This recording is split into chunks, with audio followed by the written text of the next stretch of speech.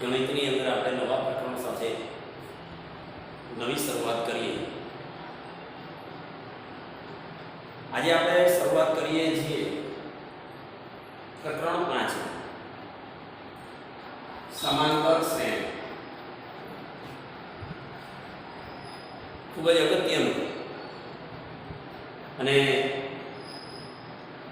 આપણને પણ ગમે એવા સરસ પ્રકરણ છે। મિત્રો, પહેલા આપણે શ્રેણી કોને કહેવાય એના વિશે થોડું સમજીએ। તમે ઘણી વખત કોઈ ન્યૂઝપેપર, કોઈ સામાયિક કે તમારા મિત્રો સાથે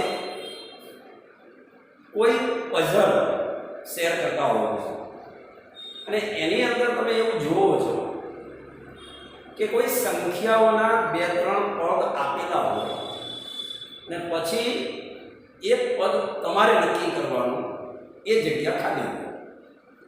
એટલે આપણે વિચારતા હોઈએ છીએ કે જે પદ આપેલા છે એ પદ કેવા પ્રકારના છે અથવા એમાં કયો ગુણ સમાયેલો છે, અને એ સમજી લીધા પછી આપણને ખબર પડે કે હવે આના પછીનું પદ કયું હોવું જોઈએ। તો આ જે બને છે એ એક સંખ્યાઓની એક પેટર્ન તૈયાર થાય છે, એક તરાહ તૈયાર થાય છે, ને આવી સંખ્યાઓની જે પેટર્ન બને એને આપણે શ્રેણી તરીકે ઓળખીએ છીએ। અહીંયા આપણે એનું ઉદાહરણ પણ જોઈએ। દાખલા તરીકે તમારી બધાની પાસે લગભગ ઘરની અંદર તમારે બચત કરવા માટે એક ગલ્લો હશે અને એની અંદર દર મહિને મમ્મી અથવા પપ્પા આપણને બચત કરવા માટે થોડી રકમ આપતા હોય છે, જે આપણે ગલ્લાની અંદર મૂકીએ છીએ। ચલો એવું સમજી લઈએ કે તમારી પાસે જે ગલ્લો છે, તમે જે બચત કરો છો એમાં અત્યાર સુધીમાં તમારી પાસે 100 રૂપિયા અંદર છે અને તમને દર મહિને પપ્પા 50 રૂપિયા બચત કરવા માટે આપે છે। એટલે તમે દર મહિને એની અંદર 50 રૂપિયાનો ઉમેરો કરો છો। હવે તમે જુઓ કે તમારી પાસે 100 રૂપિયા એક મહિનો પૂરો થયો એટલે તમને પપ્પાએ 50 રૂપિયા આપ્યા એટલે એની અંદર 50 તમે એડ કરી દીધા, તો એ ગલ્લાની અંદર થયા 150। બીજા મહિને ફરીથી પપ્પાએ 50 રૂપિયા આપ્યા, તમે એ ગલ્લાની અંદર એડ કરી દીધા, એની અંદર થયા 200। તો આવી રીતે 50 રૂપિયા દર મહિને વધતા અને એ સંખ્યાઓની એક આગી તમને પેટર્ન જોવા મળે કે શરૂઆતમાં 100 રૂપિયા હતા, પછી 150 થયા, પછી 200 રૂપિયા થયા, પછી 250 રૂપિયા થશે, આવી રીતે આગળ તો એક શ્રેણી તૈયાર થઈ।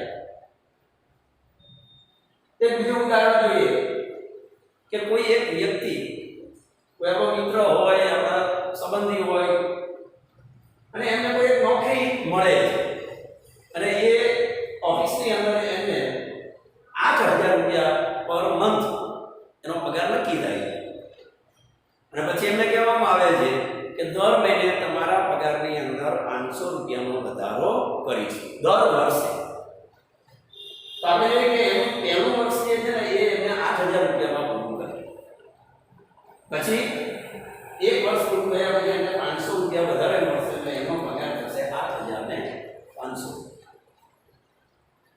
એ વર્ષ પૂરું થયા એટલે પાછા 500 રૂપિયા વધારે મળશે એટલે એનો પગાર થશે 9000। પછીના વર્ષે થશે 9500।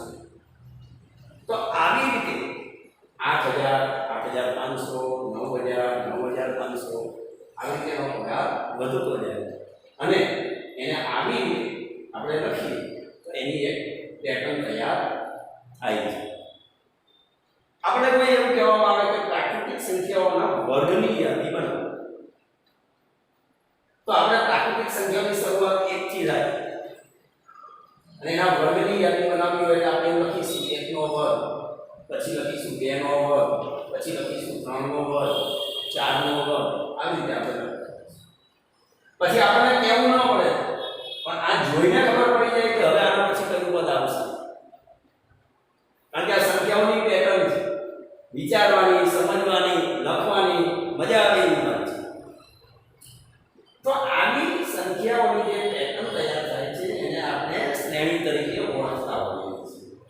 પણ આપણે શ્રેણીને આપણે ભણવું છે સમાંતર શ્રેણી, એના કરતા થોડું વિશેષ છે જેની અંદર કોઈ નિયમ આવતો અને એ નિયમને ફોલો કરીએ, નિયમને અનુસરીને આપણે સંખ્યાઓની પેટર્ન તૈયાર કરી છે એવું કંઈક ભણીએ. તો સમાંતર શ્રેણીને સમજવા માટે આપણે બીજા વધારે ઉદાહરણો જોઈએ. ધારો કે અહીંયા મેં લખેલું છે ઉદાહરણ 1, એમાં લખેલી છે પ્રાકૃતિક સંખ્યાઓ 1 2 3 4 5 અનંત સુધી. બીજું એક ઉદાહરણ મેં લખેલું છે, એમાં પહેલા લખેલા છે 120, પછી લખેલા છે 90, 60, 30, આમ અનંત સુધી. ત્રીજું એક ઉદાહરણ લખેલું છે, એમાં લખેલા છે 2, ફરીથી 2, ફરીથી 2, ફરીથી 2, અનંત. હવે આ ત્રણ ઉદાહરણને આપણે પહેલા એ સમજવું છે કે જે પ્રથમ ઉદાહરણ છે એમાં તમે જો આ જે પદ આપેલા છે એમાં પ્રથમ પદ તરીકે આપણે 1 લખેલું છે, એના પછીનું પદ આવે એમાં 2 છે, પછીનું પદ 3 છે. તો મિત્રો આમાં શું જોવા મળે છે? દરેક વખતે એક ઉમેરો થતો જાય છે. પહેલું પદ 1, પછી એમાં 1 પ્લસ કરવાથી મળે છે બીજું પદ બને છે, એમાં 1 પદ પ્લસ કરીએ તો ત્રીજું પદ મળે છે. આમ 1 પ્લસ કરતા જઈએ અને આપણને એના પછીનું પદ મળતું જાય છે. અહીંયા તમે જુઓ એના કરતાં થોડું જુઓ. પહેલું પદ 120, પછી મેં લખેલા છે 90, આની અંદર ઘટાડો થાય છે. આના કરતાં આ સંખ્યા 30 જેટલી નાની છે, એટલે આપણે એવું કહી શકીએ કે આમાં 30 બાદ કરીએ છીએ. જો એવું ન બોલવું હોય અને આપણે એવું લખવું હોય કે આમાં કેટલા ઉમેરીએ છીએ તો આપણે ત્યાં એવું કરવું પડે કે આપણે એની અંદર -30 ઉમેરીએ છીએ. -30 ઉમેરવા એનો અર્થ થાય એમાંથી 30 બાદ કરો, તો એ 30 બાદ કરવાથી આપણને 90 મળે. ફરી એમાંથી 30 બાદ કરીએ તો 60 મળે છે, એમાંથી 30 બાદ કરીએ તો 30 મળે છે. બધા જ પદની અંદર એક સરખો ઉમેરો થાય છે -30. અહીંયા બધા જ પદની અંદર એક સરખો ઉમેરો થાય છે 1. ત્રીજું એક ઉદાહરણ આપેલું છે, એમાં બધા જ પદને એક સરખા લખેલા છે 2. તો તમે એનું જે આપેલું છે એની અંદર હું કેટલા ઉમેરું તો 2 આવે, તો સ્પષ્ટ વાત છે. સરવાળા માટે તટસ્થ સંખ્યા 0, તો પહેલા પદની અંદર મેં 0 ઉમેર્યું એટલે પાછા 2 આવે, પાછું 0 ઉમેરવાથી ફરીથી 2 મળે. તો આની અંદર દરેક પદમાં 0 ઉમેરવા છે, એના પછીનું પદ મળે છે. આ ત્રણ ઉદાહરણોની અંદર તમે જોયું કે જુદા જુદા પ્રકારના, આની અંદર હું ધન સંખ્યા ઉમેરું છું 1, અહીંયા હું ઋણ સંખ્યા ઉમેરું છું -30, અને અહીંયા હું 0 ઉમેરું છું. મતલબ કે એની અંદર પ્રથમ પદની અંદર ધન સંખ્યા, ઋણ સંખ્યા કે શૂન્ય ઉમેરવાથી આપણને એના એના પછીનું પદ પ્રાપ્ત થાય. તો હવે આ જે જોવા મળે છે એની અંદર એક નિયમ જોડાયેલો છે કે દરેક પદની અંદર પ્રથમ પદ સિવાયના જેટલા પદ છે એની અંદર એક સમાન ઉમેરો થતો જાય છે. અહીંયા આપણે જોયું જ્યારે શ્રેણીની વાત કરીએ છીએ એમાં એવું નથી. દાખલા તરીકે છેલ્લું ઉદાહરણ આપણે જોયું 1 નો વર્ગ 1 પછી 2 નો વર્ગ 4 થાય તો 1 થી 4 એટલે એમાં 3 નો ઉમેરો 3 નો વર્ગ 9 થાય તો 4 પછી 9 આવે છે તો એમાં 5 નો ઉમેરો થાય. એક સરખો સરવાળો એક સરખો પ્લસ આપણે એમાં થતા નથી.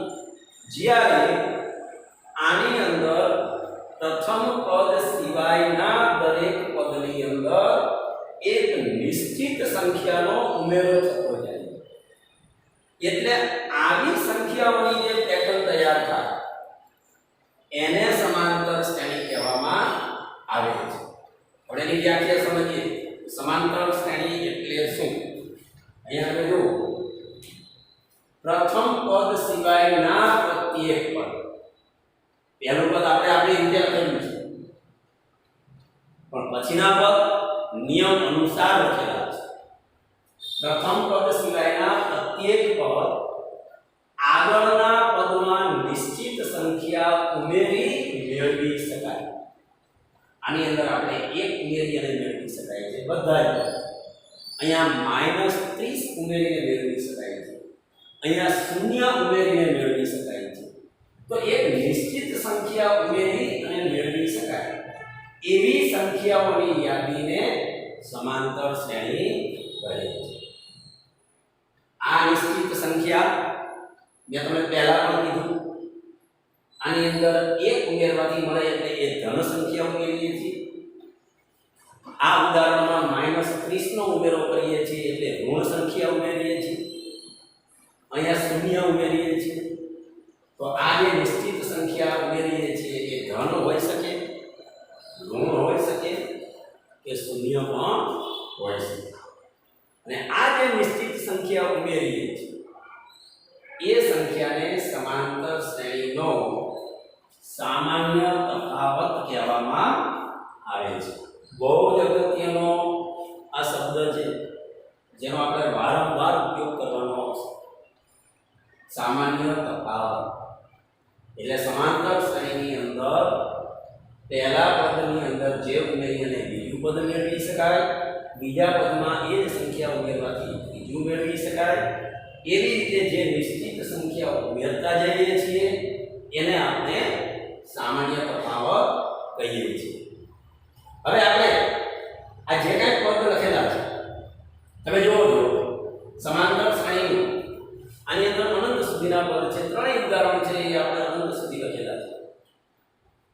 એમાં પહેલા જે લખેલું હોય એને આપણે પ્રથમ પદ કહેવાય, એના પછી આવે એને બીજું પદ કહેવાય, પછી ત્રીજું પદ કહેવાય. આવી રીતે અસંખ્ય પદ આની અંદર છે.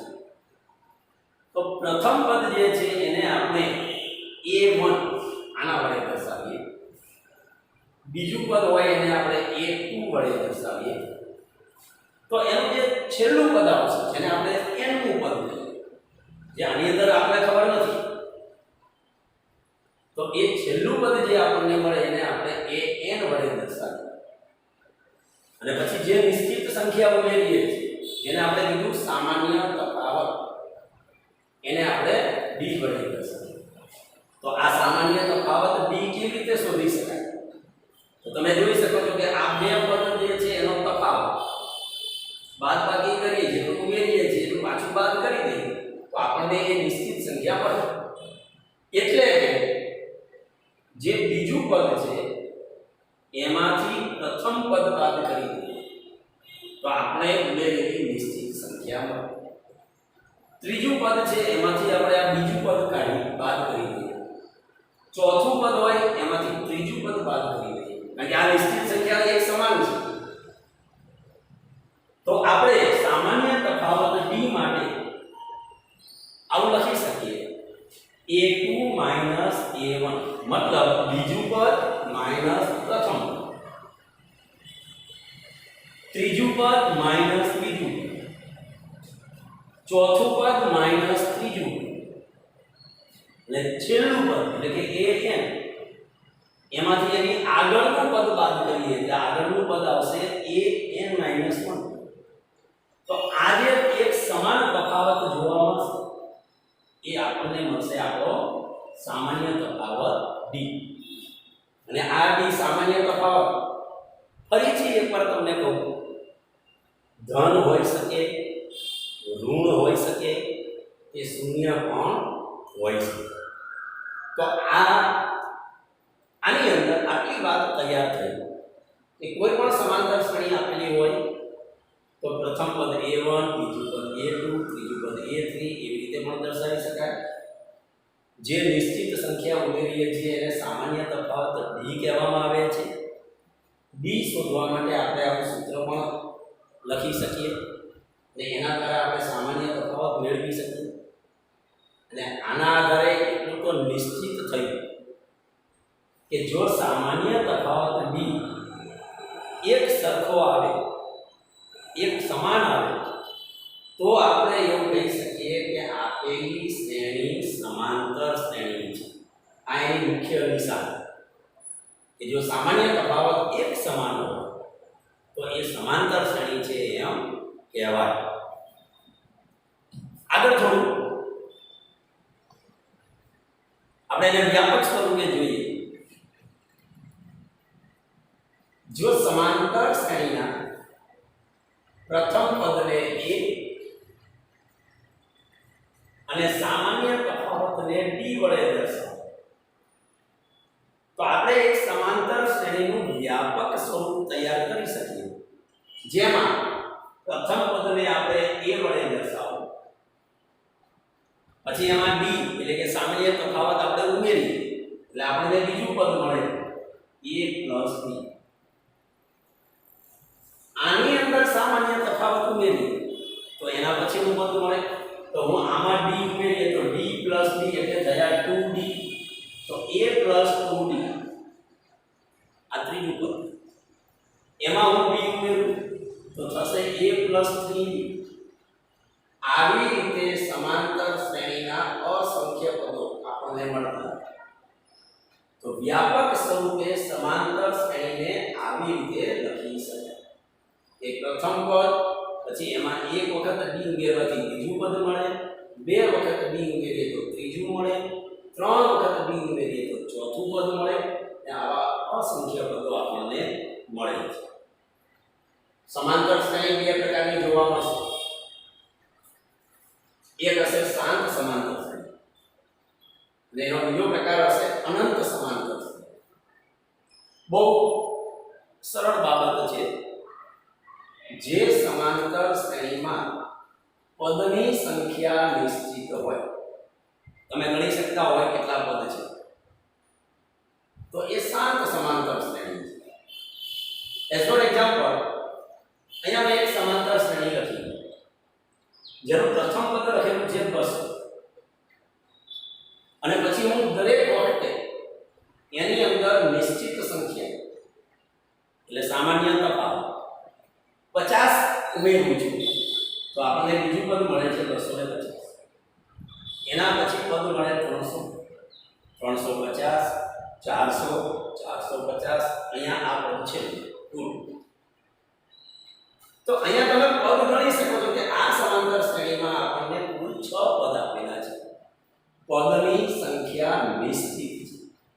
કેટલા છે એ અગત્યના નથી, પદની સંખ્યા નિશ્ચિત છે.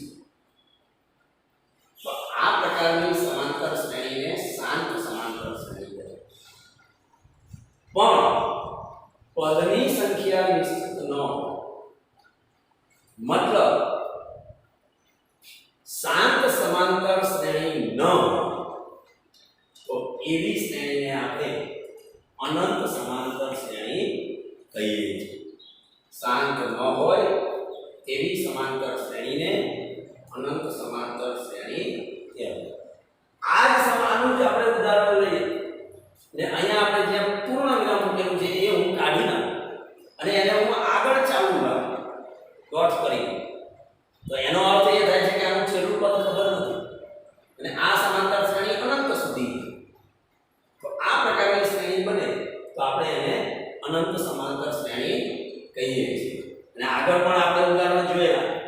જે સમાંતર શ્રેણીના ઉદાહરણ જોઈએ એ બધા જ ની અંદર છેલ્લું પદ નિશ્ચિત નથી અને આપણે ત્યાં ડોટ કરીને દર્શાવેલું છે મતલબ અનંત સુધી. તો એ બધા જ ઉદાહરણ છે એ અનંત સમાંતર શ્રેણીના.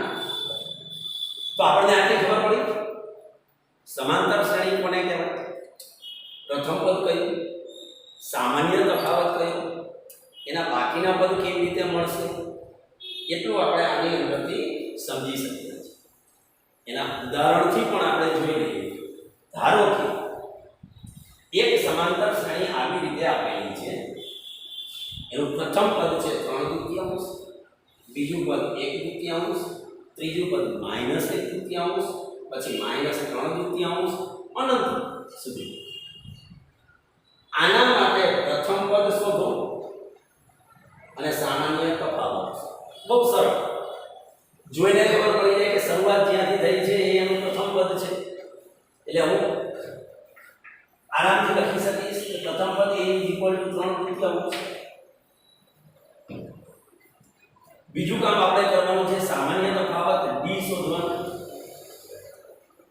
આગળ આપણે જોયું કે બીજા પદમાંથી પહેલું પદ આપણે બાદ કરીશું અથવા ત્રીજા પદમાંથી બીજું પદ બાદ કરીશું અને જે આપણને મળશે એ આપણને સામાન્ય તફાવત d મળશે.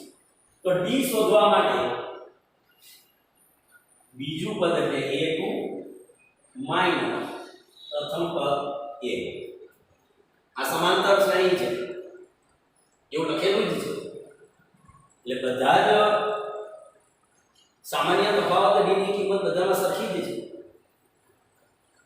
બીજું પદ આપણને આપ્યું છે 1/2 માઈનસ પ્રથમ પદ આપેલું છે 3.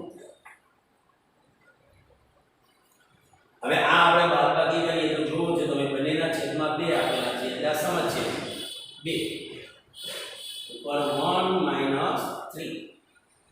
1 - 3 = -2 છેદમાં 2. 2 ઉડી જાય, જવાબ આવે -1. તો અહીંયા સામાન્ય તફાવત d ની કિંમત આવે છે -1. અહીંયા જે પ્રથમ પદ છે એમાં -1 ઉમેરીએ તો આ મળે, આમાં -1 ઉમેરીએ તો આ પદ મળે, આમાં -1 ઉમેરીએ તો આ પદ મળે. એટલે સામાન્ય તફાવત આપણે આવી રીતે શોધી શકીએ. તો બે વસ્તુ આપણે જોઈ લીધી, પ્રથમ પદ કયું અને એનો સામાન્ય તફાવત કયો. થોડું ઉપર એક સ્ટેપ એક નવું ઉદાહરણ જોઈએ. અહીંયા એક સમાંતર શ્રેણી આપેલી છે. સમાંતર શ્રેણી છે કે નથી એ આપણે નક્કી કરવું છે. અહીંયા પદ આપેલા છે તમે જોઈ શકો છો. એમાં પહેલું પદ છે અને આપણે જોઈએ 1 કહીએ તો 4 છે. હવે એનો સામાન્ય તફાવત d શોધી તો આપણે બીજા પદમાંથી પહેલું પદ બાદ કરવાનું છે. તો અહીંયા પહેલા તો સમાંતર શ્રેણી છે કે નથી એ નક્કી કરવું છે. તો આપણે આવી રીતે કરીશું, બીજા પદમાંથી પહેલું પદ બાદ કરીશું તો આપણને મળશે 10 - 4 = 6. ત્રીજા પદમાંથી બીજું પદ બાદ કરીશું, ત્રીજું પદ 16 -10.